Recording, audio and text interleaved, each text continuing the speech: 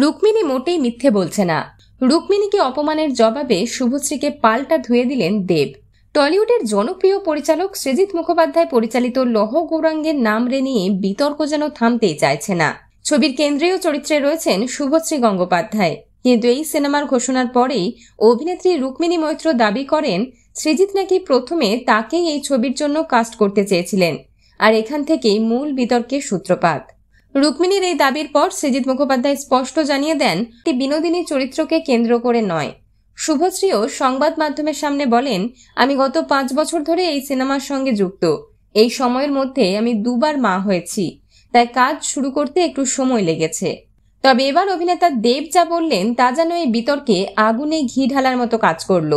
সম্প্রতি এক সাক্ষাৎকারে দেব জানান, রুক্মিণী মোটেই মিথ্যে বলছে না, বরং সৃজিত এখন শুভশ্রীকে পেয়ে মিথ্যে বলছে।